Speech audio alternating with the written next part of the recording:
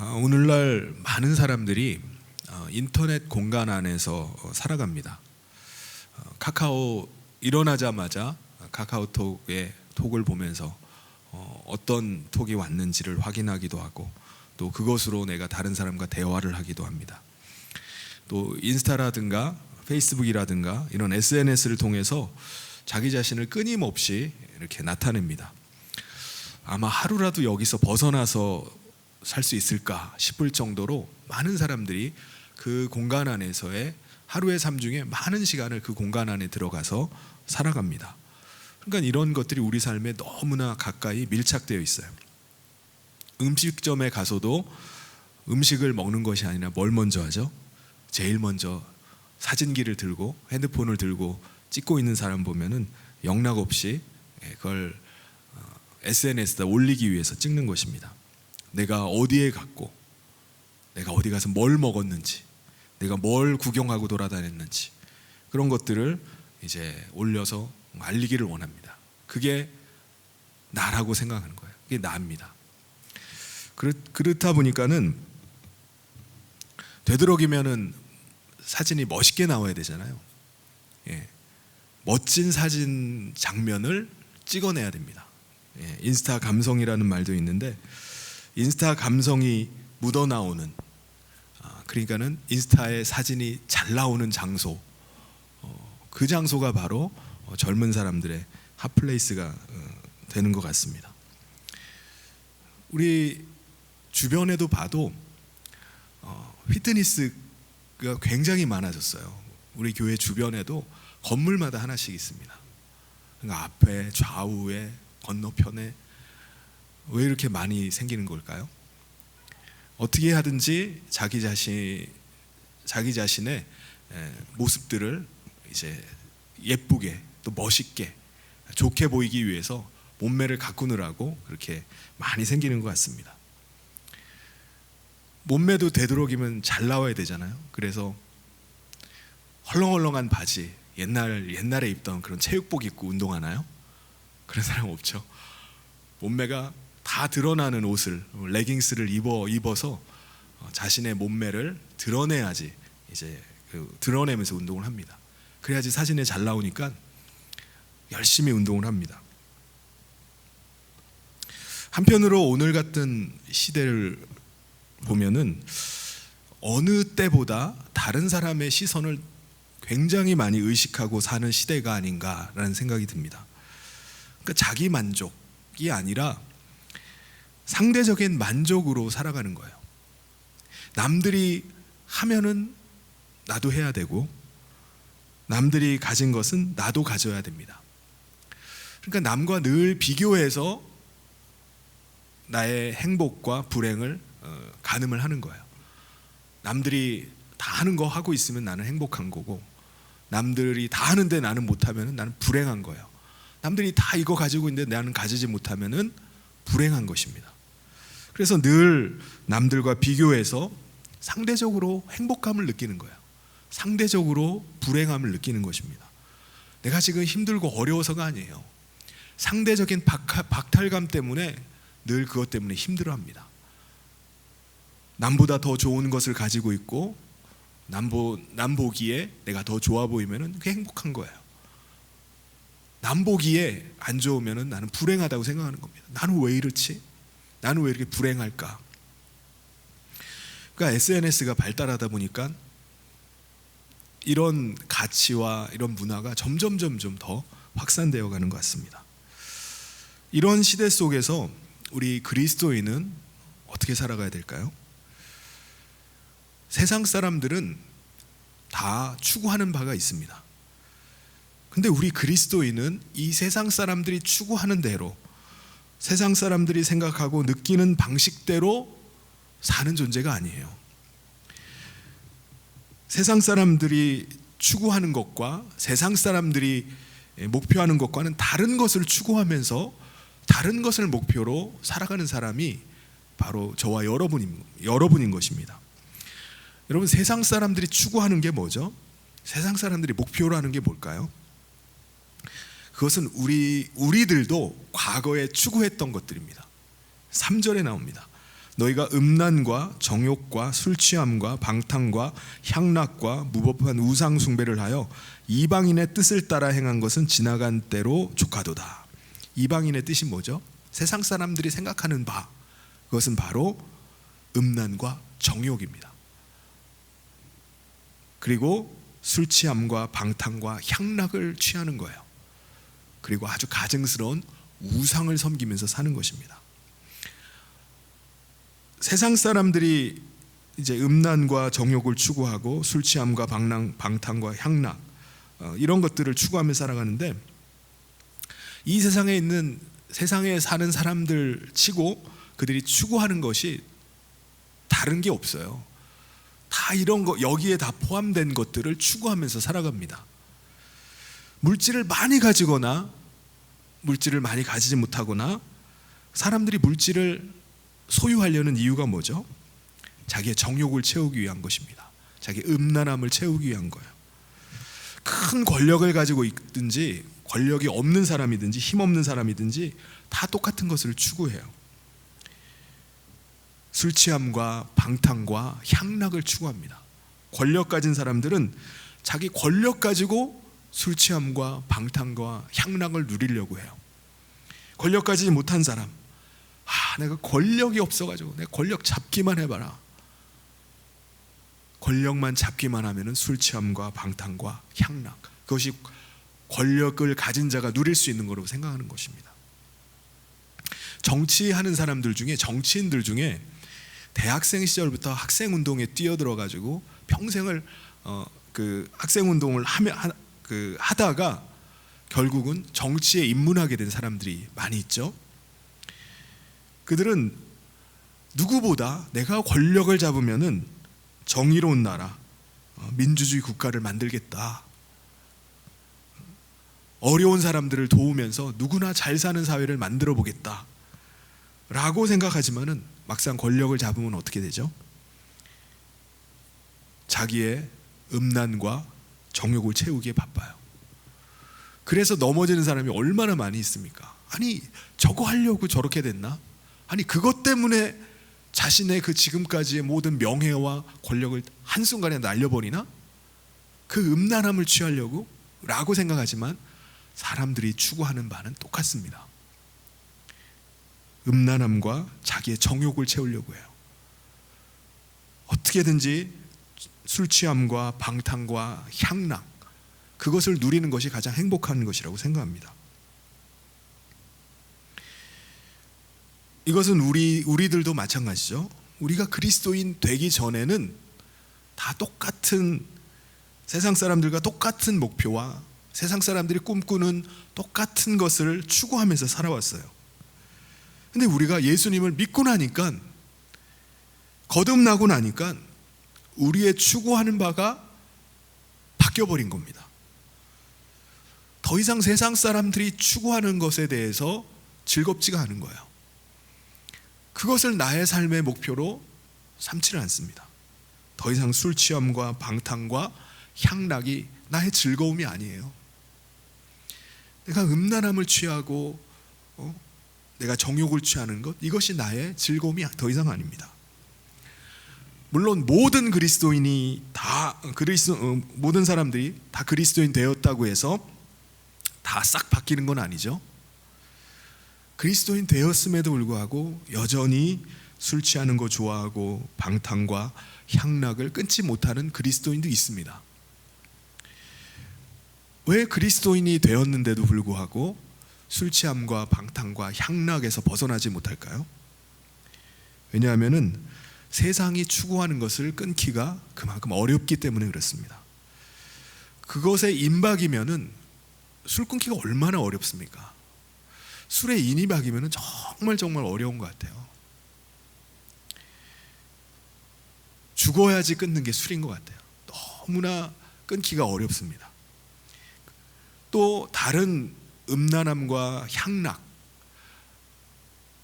마약에 한번 손댄 사람들은 정말 끊기가 어렵습니다. 그거보다 더 큰 쾌락이 주어지기 전까지는 그걸 끊지를 못해요. 근데 마약이 뭡니까?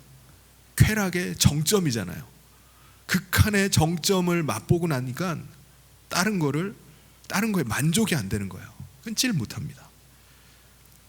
그래서 거기에 중독이 되어서 못 벗어납니다. 그리고 또 우리가 그것을 늘 술 취하고 음탕함과 방탕함에 향락에서 그거를 끊어야 되겠다라고 하는 순간 어떤 일이 벌어질까요? 고난이 시작됩니다. 우리가 세상 가운데서 세상이 다 추구하는 것을 내가 끊고 나는 다른 것을 추구하겠다고 하는 순간부터 우리 가운데 어려움이 시작돼요. 사람들은 그것을 조롱합니다. 비웃어요. 그리고 따돌리기도 합니다. 왜냐하면 나랑 같아야 되는데 이 사람 자기만 별종이라고 생각하고 자기만 의롭고 거룩하다고 한다고 여기기 때문에 그렇습니다. 그래서 직접적인 박해도 가하기도 하지만 보이지 않는 피해를 당하기도 합니다. 그래서 우리가 이것을 이것을 끊어버리기가 너무나 어렵습니다. 그래서 내가 그리스도인 되었음에도 불구하고 그런 여러 가지 어려움들, 내가 감수해야 될 그런 피해를 견디지 못해서 그냥 세상 사람들과 섞여버릴 때가 얼마나 많은지 몰라요. 많은 그리스도인들이 내가 그리스도인 되었고 거듭났으므로 내가 이제 추구하는 것은 세상 것과 다르다라고 추구하고 나가지만은 여러 가지 나에게 주어지는 어려움들, 이런 피해들, 사람들의 시선들, 조롱, 이것 때문에 거의 견디지 못하고 그냥 다시 세상 사람들과 적당히 섞여서 살아가는 경우가 얼마나 많은지 모릅니다. 그러다 보니까 나는 변화되었다고 생각하고 나는 거듭난 사람이다, 나는 그리스도인이다라고 결심하고 살아가지만 이내 곧 과거에 추구하던 것으로 다시 돌아가 버릴 때가 많이 있습니다. 근데 여러분, 우리가 그리스도인이 된 거, 우리가 믿는 사람이 된 것은 뭘 의미합니까? 술, 담배 안 하고 바르게 살아가고 경건하게 살아가고 주일이면 예배드리고 그런 것을 의미합니까? 그게 그리스도인이라고 말하나요? 그건 겉으로 드러나는 모습이라면은 엄밀한 의미에서 그리스도인 된다는 것은 뭐냐면은 내가 예수님을 모시고 살아가는 겁니다. 이게 그리스도인 되는 겁니다. 내 안에 그리스도께서 사시는 거예요. 그것을 믿는 믿음으로 살아가는 것이 바로 그리스도인입니다. 여러분, 예수님께서 내 안에서 살고 계시는데 우리가 누구의 마음으로 살겠습니까? 내 마음대로 사는 것이 아니라 내 안에 계시는 예수님의 마음으로 우리가 살아가는 거예요. 그때부터 내가 예수님이 내 안에 거하신 다음부터는 예수님의 마음 가지고 살아가는 겁니다. 그게 바로 그리스도인이에요. 더 이상 내가 나를 주장하고 내가 원하는 대로 살아가는 것이 아니라 예수님이 나를 주장하기 시작하는 거예요. 예수님이 나를 인도해 가고 나는 예수님의 인도함을 받아서 살아가는 삶으로 바뀌는 것입니다. 여러분, 예수님께서는 이 땅에 사실 때 어떻게 사셨을까요? 예수님도 우리와 똑같은 육체를 입으시고 이 땅 가운데 사셨는데 어떻게 사셨을까요? 예수님도 세상 사람들이 추구하는 것 그대로 추구하면서 사셨을까요? 아닙니다. 예수님은 그것을 거부하셨어요. 예수님은 아버지께서 원하시는 것을 따라서 살아가셨습니다. 그 결과 어떻게 되셨죠? 고난을 받으셨습니다. 결국 예수님은 육체의 고난을 받으시고 심지어는 십자가에 달려 죽기까지 하셨어요. 죄를 끊기 위해서 예수님은 그 고난을 감수하셨던 것입니다. 죄의 유혹이 계속 와요. 계속 오는데 예수님은 그거를 끊어버리셨어요. 끊으니까 뭐가 오는 거죠? 고난이 계속 오는 겁니다. 근데 예수님은 그 고난을 거부하지 않으셨어요.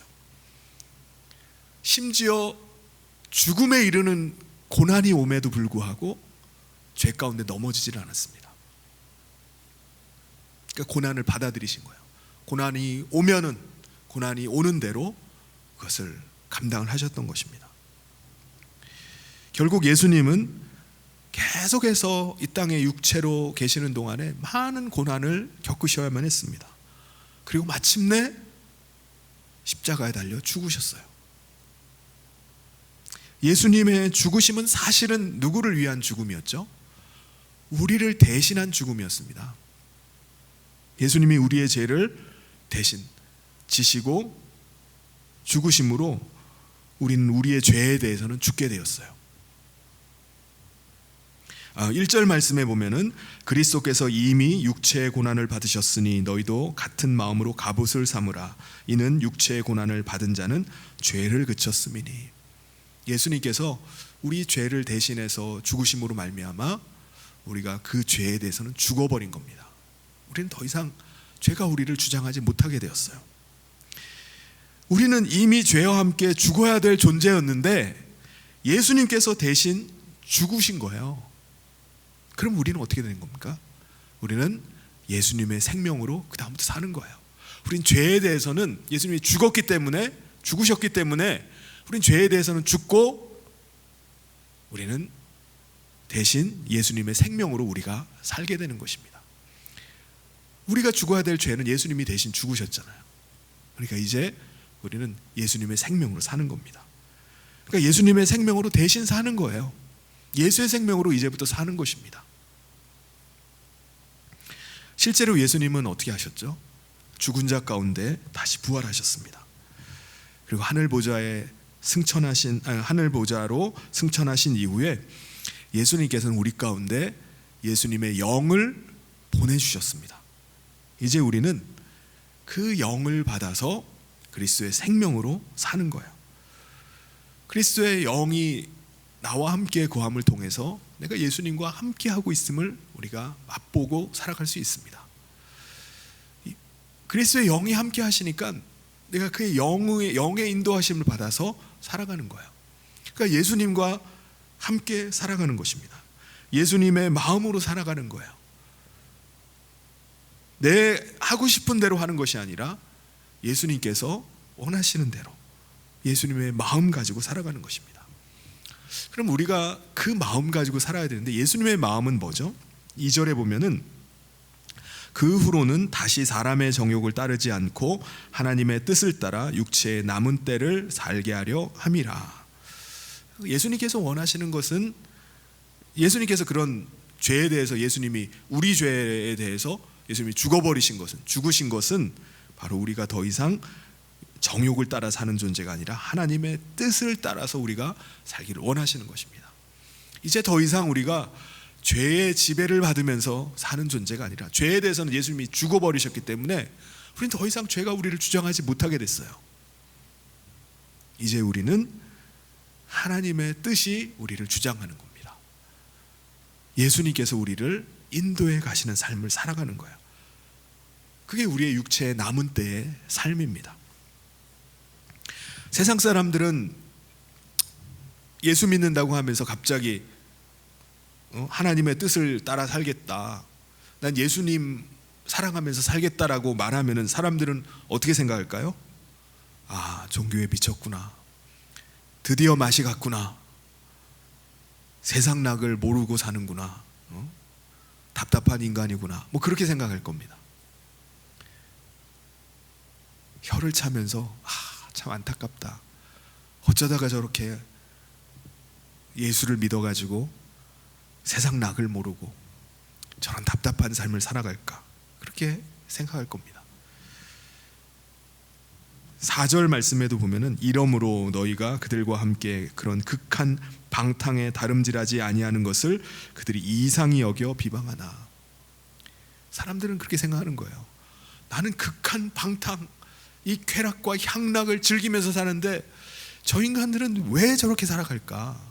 왜 이 불타는 금요일 이 밤에 왜 저기서 저렇게 기도하고 있나? 왜 저렇게 예배드리고 있나? 라고 생각할 겁니다. 근데 우리가 기억해야 될 것이 무엇이죠? 우리가 살아온 삶, 그리고 우리가 앞으로 살아가는 삶에 대한 예수님의 심판이 있다는 것을 우리가 기억해야 됩니다. 우리가 예수님 앞에 내가 살아온 삶에 대한 고백을 하게 될 날이 반드시 오게 된다는 사실입니다.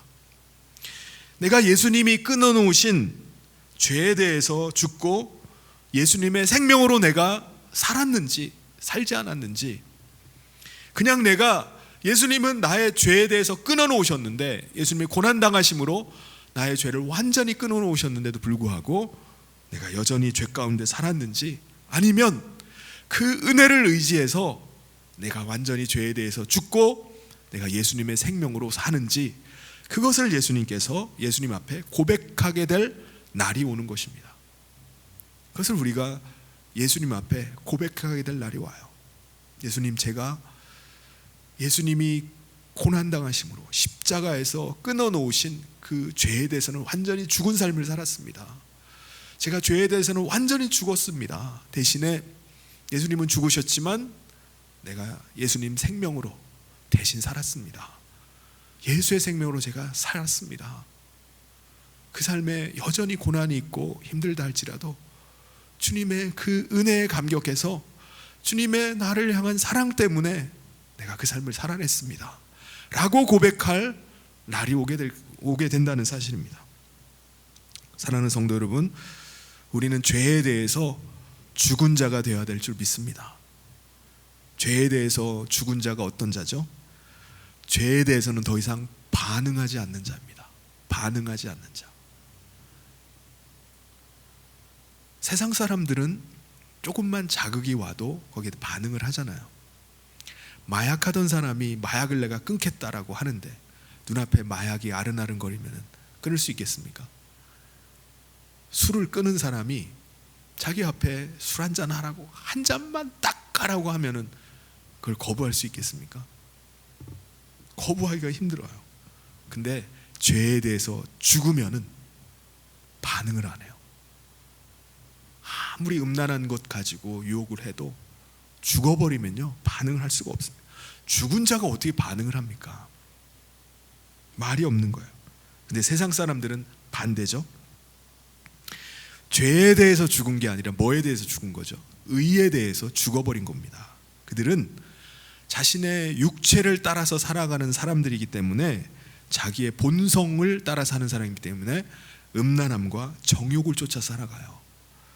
끊임없이 술 취함과 방탕함과 향락을 쫓아서 살아가요. 그들 스스로 의를 따라서 살아갈 수 있겠습니까? 그런 일은 결코 일어나지 않습니다. 그들에게는 의가 없어요. 거룩함이 없습니다. 그들이 추구하는 것들은 다 죄 가운데 거하는 것입니다. 그들은 육체로는 쾌락을 쫓고 향락을 즐기다가 죽지만은 죽음과 함께 어떤 일이 벌어지죠? 심판 가운데, 영원한 심판 가운데 들어가게 됩니다. 그들을 기다리고 있는 것은 그냥 무덤이 아니에요. 무덤에서 그냥 끝나는 게 아닙니다. 그들을 기다리는 것은 영원한 형벌입니다. 왜요? 그들은 의에 대해서 죽었기 때문에 그렇습니다. 그래서 영원한 형벌 가운데 들어가게 되는 것입니다. 여러분, 우리가 전도해야 되는 이유가 뭐겠습니까? 세상 사람들은 의에 대해서 다 죽었어요. 자기 스스로 의를 취할 수가 없습니다. 그들이 행하는 모든 것들은 다 죄예요. 음란함과 정욕과 술 취함과 방탕과 향락입니다. 끊임없는 가증한 우상 숭배예요. 그런데 그렇다 할지라도 아직 살아있다면, 육체가 아직 살아있다면 그들은 아직 기회가 있는 거예요. 예수 그리스도의 대속의 은혜를 받을 수만 있다면 그들은 아직 다시 살아날 기회가 남아 있습니다. 6절에 뭐라고 말씀하죠? 이를 위하여 죽은 자들에게도 복음이 전파되었으니 이는 육체로는 사람으로 심판을 받으나 영으로는 하나님을 따라 살게 하려 함이라. 우리가 다 죽을 수밖에 없는 존재이지만은 살아있을 때 예수 그리스도의 대속의 은혜를 받아들이면은 그들도 우리와 같은 죄사함의 은혜를 받게 됩니다. 그들이 늦었다고요? 아닙니다. 늦지 않았어요. 아직 살아있으면, 아직 호흡이 있으면 늦지 않았습니다. 지금까지 예수 믿지 않고 자기가 원하는 대로 죄 가운데 거하며 살았는데요. 아니에요. 늦지 않았습니다. 우리도 마찬가지잖아요. 우리도 죄 가운데서 죽을 수밖에 없는 존재였습니다. 그런데 예수님께서 나의 죄를 대속하심 은혜로 말미암아 우리가 죄 가운데서 죽고 예수 그리스도의 생명으로 살게 된 자들이 된 거잖아요. 그리스도의 영께서 믿는 자 안에 거하셔서 우리의 삶을 인도해 가고 계시잖아요. 아직 믿지 않는 사람들도 마찬가지예요. 믿지 않는 가족, 그들이 믿지 않는다고 끝난 것이 결코 아닙니다. 아직 기회는 있는 거예요. 그들도 예수 그리스도의 대속의 은혜를 믿으면은 죄에 대해서는 죽고 그 다음부터는 예수 그리스도의 생명으로 사는 것입니다. 그들 안에도 우리에게 임하신 성령님께서 그리스도의 영이 그들에게도 임하세요. 그래서 그들이 죄 가운데 거하는 삶이 아니라 그때부터는 그리스도의 영이 인도해 가는 삶을 살아가는 것입니다. 그게 저와 여러분의 삶이 아닌가요? 아직 우리 주변에 육체 가운데 아직 믿지 않는 사람들, 그분들이 살아있다면, 호흡하고 있다면 아직 소망이 남아있는 겁니다. 여러분, 사랑하는 가족들 있잖아요. 부모님, 자녀들, 친척들, 사랑하는 친구들, 이들이 믿지 않아서 너무나 마음 가운데 안타까움과 가슴 아픔들이 있지만은 그들이 아직 살아있다면 소망이 남아있는 겁니다. 그들이 믿기만 하면은 예수 그리스도의 생명 가지고 살아갈 수 있습니다. 그렇다면 여러분, 우리의 삶은 어떠해야 되겠습니까? 예수님의 생명으로 우리는 죄에 대해서 죽어버렸기 때문에 이제 우리는 예수님의 생명으로 사는 존재가 됐습니다. 그 삶은 어떤 삶일까요? 예수님의 음성 들으면서 예수님을 따라 사는 삶, 그 삶은 어떤 삶일까요? 7절에서 말씀합니다. 만물의 마지막이 가까이 왔으니 그러므로 너희는 정신을 차리고 근신하여 기도하라. 우리가 죄에 대해서 죽고 그리스도에 대해서 그리스도의 생명으로 살아가는 삶은 첫 번째가 뭐라고요? 정신 차리고 깨어서 기도하는 삶입니다. 기도하지 않는 사람은 그 사람은 결코 예수의 생명으로 사는 사람이라고 말할 수가 없어요. 예수님의 인도를 받으면서 살아간다라고 말할 수가 없는 것입니다. 그 사람은 결국 자기 자신의 판단과 자기의 기준 가지고 살아가는 삶이에요. 나는 예수 믿고 살아간다고 말하지만은 기도하지 않고 살아가는 사람은 자기 생각대로 살아가는 사람입니다. 그래서 우리가 예수를 믿는 사람이라면 우리는 늘 무시로 기도해야 돼요. 기도할 때 예수님께서 우리 가운데 말씀해 주시는 것이 들리기 시작합니다. 두 번째, 무엇보다 서로 깊이 사랑해야 됩니다. 8절에 무엇보다도 뜨겁게 서로 사랑할지니 사랑은 허다한 죄를 덮느니라. 그럼 우리가 어떤 존재라고 말씀드렸죠?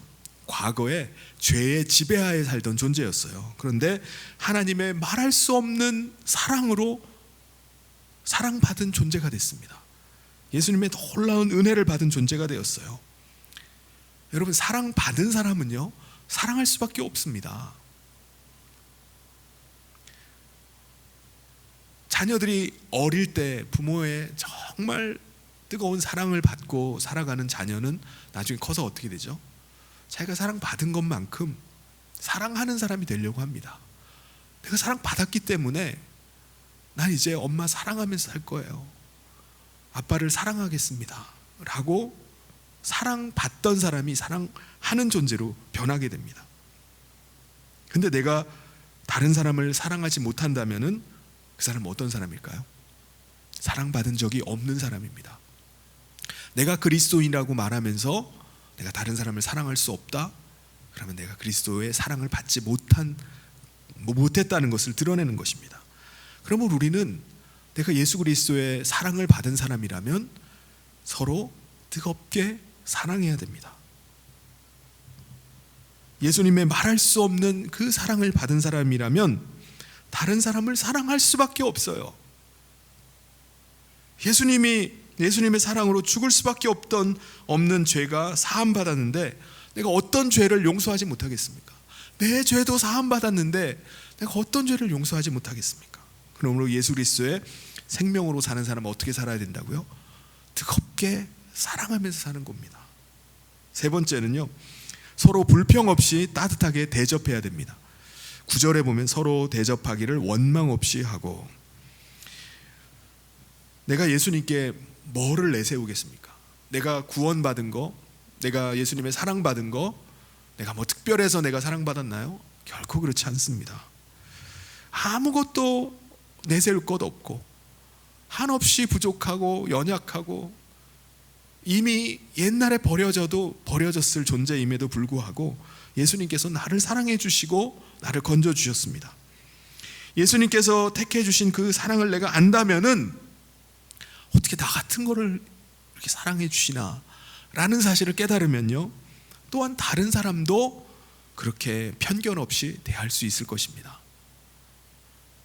이 사람은 이게 좋아서 더 생각해주고 저 사람은 저게 안 좋아서 더 내치고 그런 것이 아니라 공평하게 대할 수 있는 것입니다. 내가 그런 사랑을 받았기 때문에 그렇습니다. 네 번째는 각자 은사를 받은 대로 하나님의 여러 가지 은혜를 맡은 선한 청지기 같이 서로 봉사하는 겁니다. 10절에서 말씀하죠. 각각 은사를 받은 대로 하나님의 여러 가지 은혜를 맡은 선한 청지기 같이 서로 봉사하라. 여러분, 우리가 그리스도인이 되었다는 것은요, 그리스도 안에서 우리 모든 성도들이 다 한 몸을 이루었다는 것입니다. 온 몸은 각 지체들과 각 기관들이 각자 다 기능을 해서 우리가 살아가잖아요. 지금은 여러분이 가만히 그냥 자리에 앉아 있는 것 같지만 우리 몸 안에는요, 끊임없이 여러 가지 그 기관들이 작동을 하고 있어요. 심장은 막 계속 펌프질을 하고 있고, 허파는 막 계속 공기를 막 계속 빨아들이고 있고, 나는 가만히 있는데 우리 몸에 자율신경들이 계속해서 움직이고 있습니다. 그래서 우리가 살아가듯이 그리스도인 되었다는 것은 우리가 이 세상 사는 동안에 우리들은 혼자 살 수가 없어요. 나 혼자 믿음 지키며 나 혼자 끝까지 인내하면서 살리라, 결코 그럴 일은 없습니다.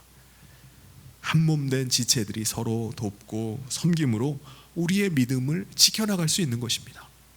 사랑하는 성도 여러분, 우리가 구체적으로 어떻게 해야 되죠? 11절에 만일 누가 말하려면 하나님의 말씀을 하는 것 같이 하고 누가 봉사하려면 하나님이 공급하시는 힘으로 하는 것 같이 하라. 이는 범사의 예수 그리스도로 말미암아 하나님이 영광을 받으시게 하려 함이니 그에게 영광과 권능이 세세에 무궁하도록 있느니라. 아멘. 이제 우리는 예수 그리스도의 생명으로 다시 살아가는 삶인 줄 믿습니다.